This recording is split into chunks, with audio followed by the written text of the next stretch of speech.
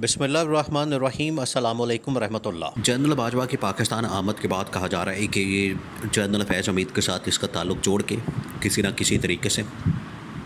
सारा मामला इमरान खान के ऊपर डालने की कोशिश हो रही है और इमरान खान को इसमें मिलिट्री कस्टडी में ट्रायल करने के लिए या मिलिट्री कोर्ट के अंदर मुंतकिल करने के लिए ये सारा कुछ किया जा रहा है। अब जहाँ पर इमरान खान और दूसरी जानिब इस्टेब्लिशमेंट के अंदर होने वाली ये सारी डेवलपमेंट्स हैं,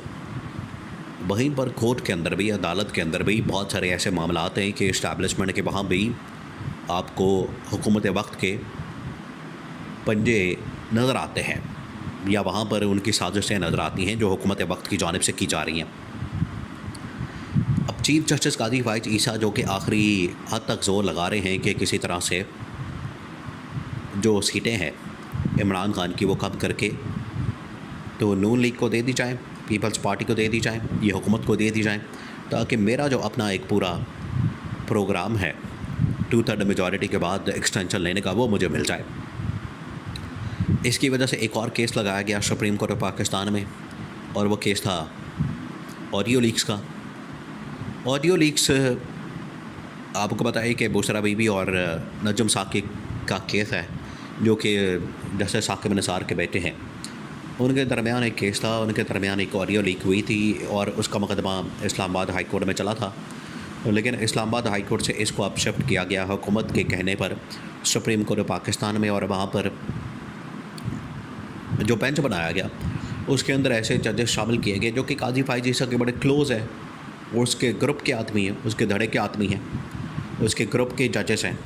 जिसमें जस्टिस अमीनुद्दीन ख़ान और जस्टिस नईम अख्तर अफ़गान शामिल है। अब ये वो लोग हैं जो कि बाकायदा तौर पर जब मखसूस नशस्तों का फ़ैसला आया उसमें भी इन जजेस ने मुखालफत की। जब इमरान खान के ख़िलाफ़ बल्ला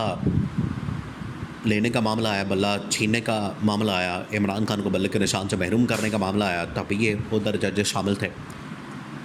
और इमरान खान के ख़िलाफ़ जितने भी मुकदमा चलते हैं उसमें ये जजेस शामिल होते हैं। और अब भी ये इस केस के अंदर ख़ास तौर पर क्योंकि ये केस इमरान खान की एहलिया के मतलब है, इमरान खान की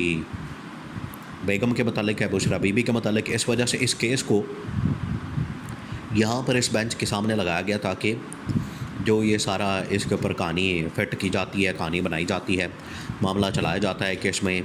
किस तरह से इंटेलिजेंस एजेंसीज़ की जानिब से ऑडियो रिकॉर्ड करने के बाद इसको लीक किया गया, इसको चलाया गया। और आपको बताइए कि बुशरा बीबी की इमरान खान की बहुत सारी ऑडियोज़ इमरान खान के जाने के बाद लीक की गई और उसकी बुनियादों पर इमरान खान के ख़िलाफ़ मुकदमात बनाए गए। बहुत सारे मुकदमात हैं। अब ये सारा कुछ इस वजह से किया जा रहा है। लेकिन आज आके एक और जो केस लगना था सुप्रीम कोर्ट के अंदर इलेक्शन ट्रिब्यूनल्स का, उसको भी डी लिस्ट कर दिया गया, उसको भी क्वाज लिस्ट से निकाल दिया गया और उसकी केस की समाअत नहीं हो सकी, वो केस आगे नहीं चल सका।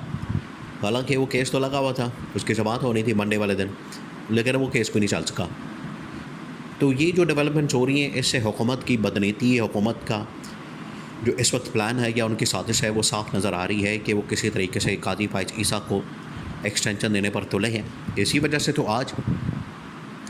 नए चीफ जस्टिस का नोटिफिकेशन नहीं निकाला जा रहा, वरना अपना जब दौरे हुकूमत था इनका PTM का, चीफ जस्टिस उस वक्त उमर अता बंदियाल थे, ये उससे तंग थे PTM वाले, तो इन्होंने फौरी काजी फाइज ईसा का नोटिफिकेशन निकाल दिया था 3 महीने पहले। तो वो वाला असूल आज क्यों नहीं अप्लाई करते, वो वाला कुलिया, वो वाला फार्मूला आज क्यों नहीं अप्लाई करते? आज इनको डर है क्योंकि ये लगे हुए हैं किसी तरह से एक्सटेंशन हो जाए, वरना जस्टिस मंसूर अली शाह आ गया तो उसने सबसे पहले आते साथ ही जो 8 फरवरी के इंतखाबात का केस है वो लगा देना है, उसके बाद ये फ़ारिग हो जाएंगे। तो एक केस ही इनके लिए काफ़ी है, सिर्फ एक केस, बाकी 2, 3, 4, 5 छोड़े। इमरान खान के ऊपर तो 200 मुकदमात हैं, इनका एक केस ही इनके ऊपर भारी पड़ जाना है। एक केस से ही जान छुड़ाते फिरेंगे, एक केस से ही ये दौड़ते फिरेंगे। अब जो सुप्रीम कोर्ट के महाज के ऊपर ये सारी सूरत हाल है, वहीं पर बाहर इस्टेब्लिशमेंट के अंदर भी बहुत कुछ चल रहा है।